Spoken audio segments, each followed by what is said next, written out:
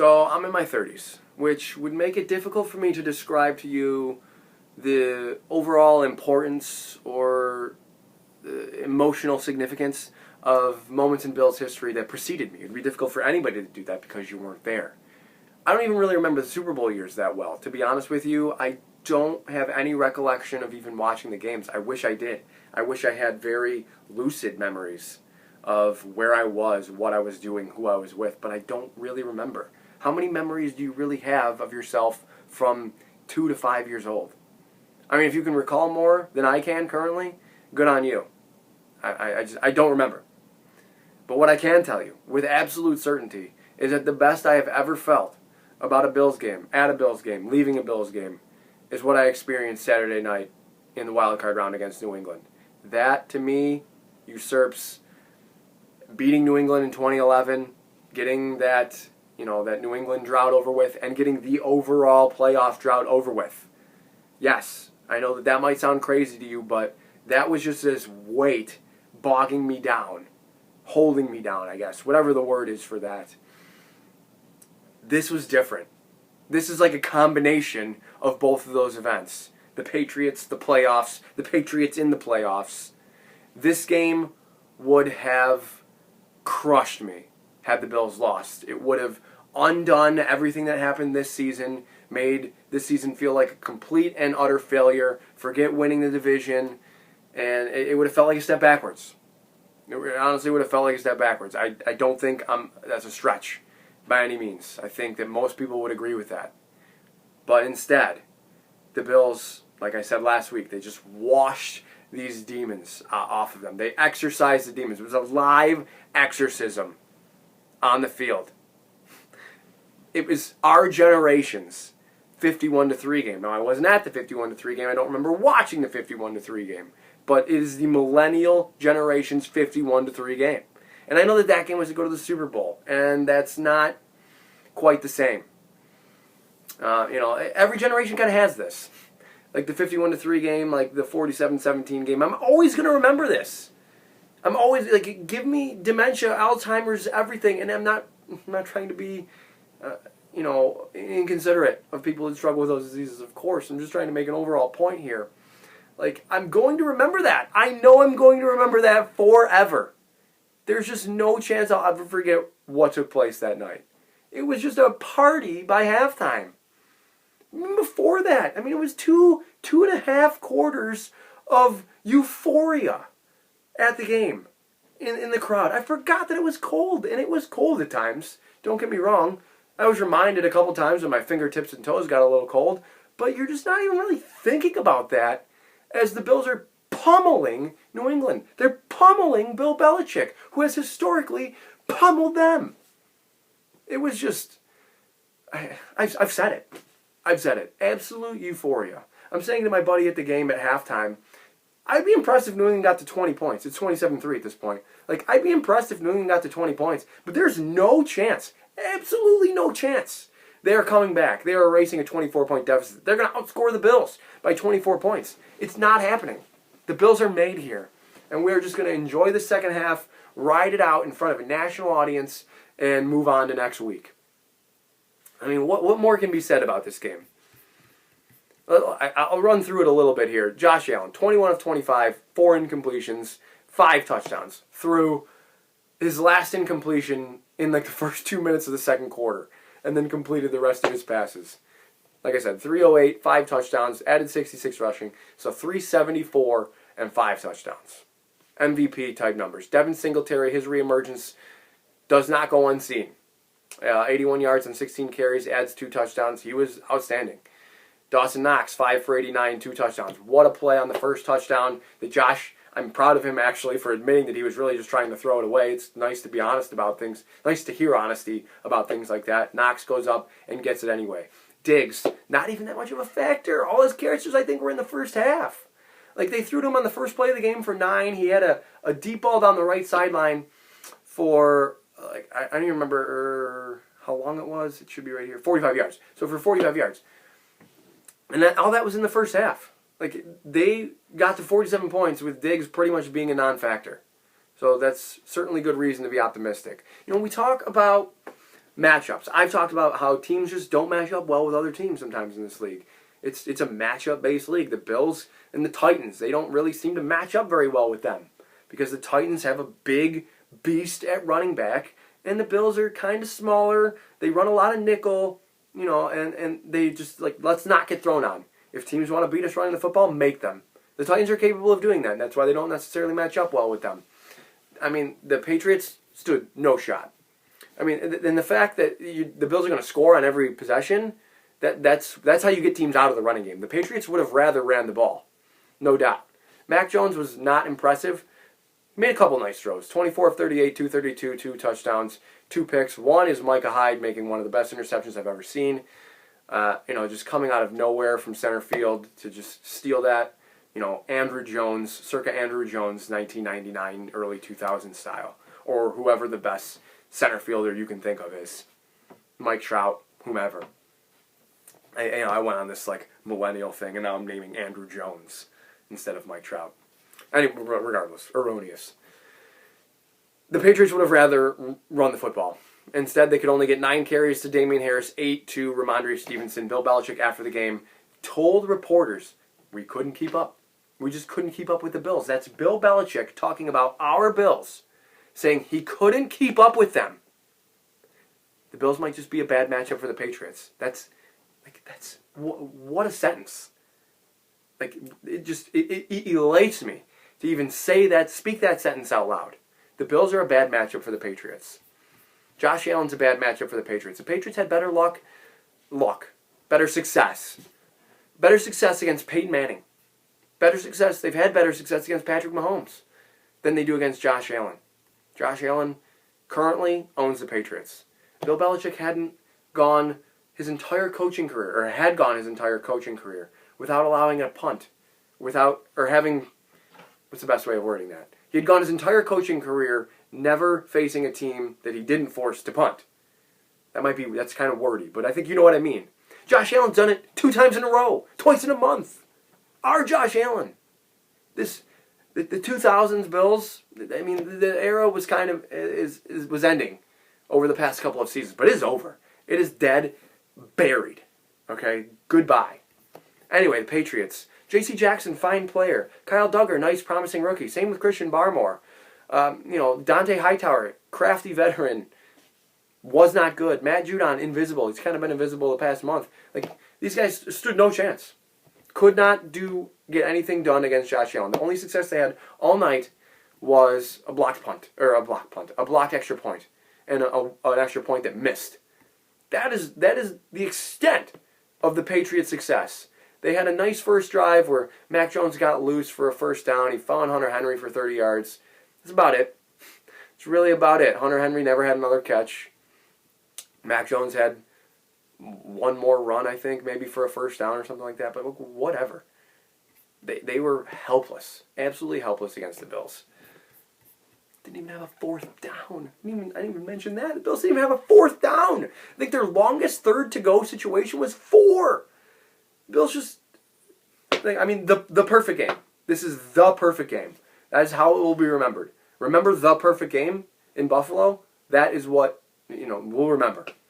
Everyone will know what you're talking about. It is the perfect game. The, whatever you want to call it. I don't care. Perfect game. Perfect fan experience. Perfect football experience. Perfect game on a perfect evening. I will be an afterthought will be, remember how cold it was that night? Oh yeah, it was freezing. But whatever, the Bills scored 7 touchdowns. They scored more touchdowns than degrees were outside. If that makes sense. I wonder how often that actually happens. Can't be frequent. Especially when it's above freezing. Or above zero. Not above freezing, above zero. Anyway, I'm done with New England. As in the past, we have washed those demons away. That emotion is done. It is on to the next emotion. The emotion from last year's AFC Championship game against Kansas City. So we go into, I guess I got a little bit ahead of myself. We go into Sunday thinking there's an outside chance we could get in a playoff game next week. It would take a miracle from Pittsburgh here. But they go up 7-0 on TJ Watt's fumble return touchdown. And, that made me sit up a little bit. That got my eyes a little wide. And I'm like, oh, well, I better pay attention here. But then Patrick Mahomes decided to take over. Chiefs became the Chiefs again, just as they did really throughout the entire season. They were 3-4 earlier in the season, and people were, I don't want to say necessarily writing them off, but they had like 17 turnovers in their first 7 games. And that was the one thing that felt correctable. And I thought, if they can just, I don't think this is just me thinking here, if they can just stop turning the ball over, they'll probably be okay. Like, weird, wow, what a take, Greg. I know. Stop turning the ball over, you'll be fine. But they struggled the next couple of weeks, too. They struggled with the Giants, they struggled with the Packers, and the Packers didn't even have Aaron Rodgers. They struggled. But they found their way to 5-4, and then something just clicked. Since the bye week, they got to 7-4 at the bye week. Really, I mean, they were 3-4, and they're now 13-5. So I guess it dates back a little bit further than that. They're 10-1 in their last 11 games. Their only loss is to the Bengals on the road. And they figured it out on defense. They figured it out on offense. They just figured it out. Andy Reid deserves some credit for that, of course. I mean, he's a fine coach, now a Super Bowl champion head coach. He's been to back-to-back Super Bowls, in fact. So, I think it was to be expected. Even at 3-4, I wasn't writing them off for the division, and I was correct to do that because they ended up coming back to win it. They improved the pass defense, even against stiffer competition. Joe Burrow got a little bit of the best of them, 415 yards, but they allowed 236 passing yards to Herbert, 246 to Derek Carr, who, those guys were both up there near the top of the list in passing yards this year. 194 to Dak. Like, they did a nice job. For as many yards as they were just hemorrhaging early on in the year, they really flipped the script there. And credit's deserved. They have some really nice players on defense, obviously. I really like Tyrann Mathieu. They just a bunch of, like, I don't know if these players are like, they're kind of like the Bills. The Bills are the number 1 defense. They had no Pro Bowlers. I really don't know. I really don't have the Pro Bowl list in front of me, but I think Tyrann Mathieu and Chris Jones might have been the only Pro Bowlers from the Chiefs. But they have nice players to fill out that roster, like Anthony Hitchens and L'Jarius Sneed and Juan Thornhill. Daniel Sorensen he's going to be the butt of the joke, really, because the Bills just owned him. Absolutely owned him in their first matchup earlier this year. Dawson Knox got the best of him. Stephon Diggs got the best of him. The dude was lost. Allen had like 15 completions for like 300 yards. Knox had 3 for like 117. Sanders had a long touchdown. Diggs had a nice long play. He only had 2 for 61. Again, a non-factor, really, and the Bills win 38-20. They win by 3 scores. So do I expect that type of performance again? I think the Bills are capable of putting up 38 points again.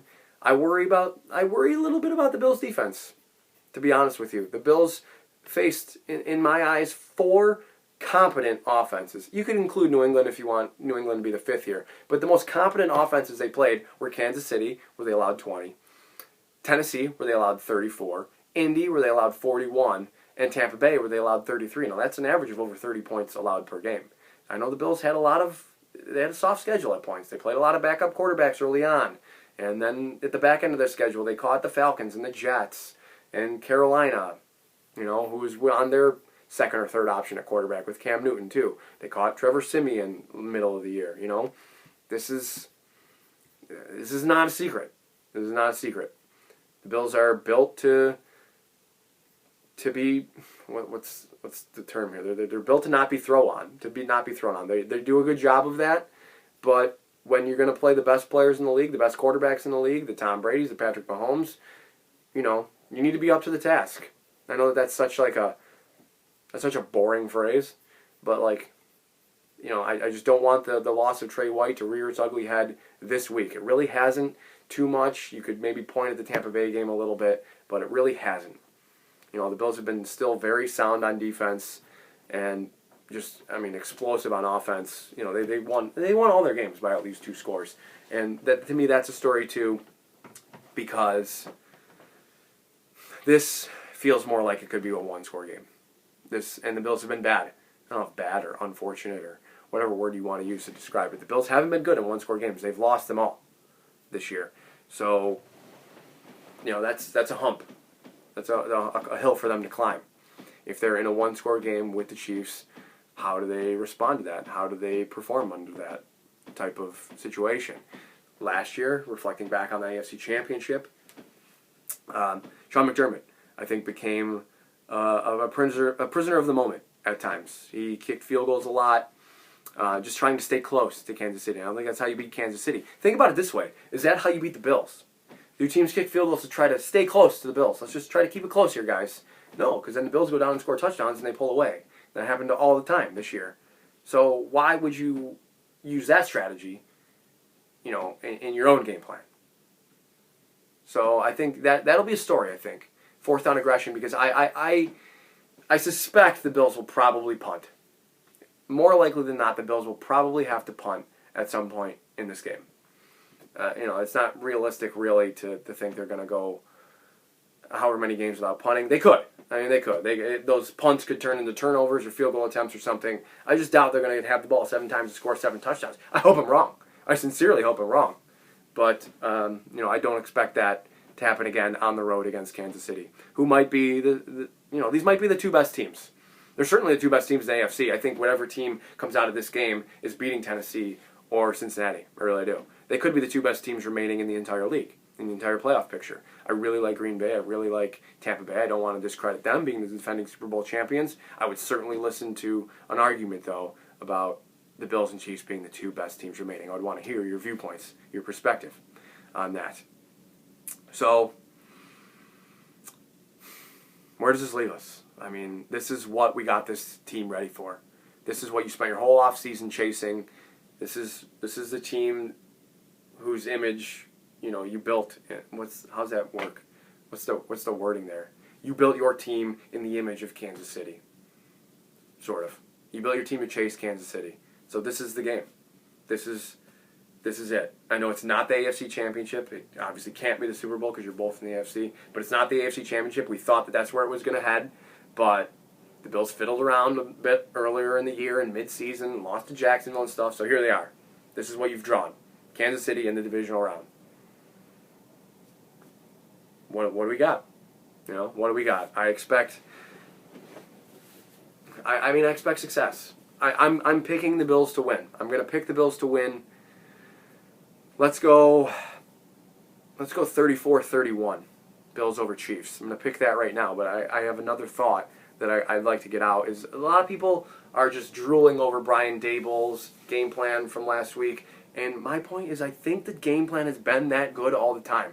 It just hasn't been executed. The big word is execution that teams love to say, that players love to say. It just, for one reason or another, matchups or decisions making by the quarterback or even the running back or the receivers on routes or in the RPOs and stuff. I think this game plan, it just hit. It just constantly hit on all cylinders on Saturday against New England. But I think the game plans are always that good. So I expect the Bills to move the ball. I expect them to score points. I expect them to get their chunk plays. I don't expect Kansas City to clamp them down like they did in the AFC Championship last year. Like, oh no, we're gonna make you take these things underneath, because Josh Allen did that to them in the first meeting on Sunday Night Football. He took a couple underneath plays to Moss. Moss got big yardage, I remember, and the Bills got their points, and then they set them up, and then they hit him. Then they hit him deep. They still hit him deep anyway. So let's just see more of that. I think it really comes down to what Sean McDermott and Leslie Frazier come up with for Patrick Mahomes. I hope that some sort of coaching decision isn't a story next week. I hope that officiating isn't a story next week. I'm probably not going to make it one anyway, but there's at least I won't. But I hope there's just not some gizmo pass interference or roughing the passer. There were a couple roughing the passers in the first meeting that fans didn't like. There was one against Patrick Mahomes. There was one against Allen as well. Later in the game, I think it was 31-20. The Bills were backed up inside their own 20, and Allen got picked, but was bailed out by a roughing the passer call. So these are little things that you don't really remember, but if you kind of go in and look at the game and dissect it a little bit, you find these things wow, we could be having a different discussion if that goes differently. So I hope none of those things are stories. I hope it's just a story about how the Bills are ready. The Bills are ready for this moment. They're ready for the next step. Guys, thank you for coming this far in the video. Pray that we're previewing an AFC Championship game next year. hit me up on Twitter, hit me up in the comments. My Twitter handle and YouTube username are the same. Enjoy your weekend. As always, above all else, go Bills.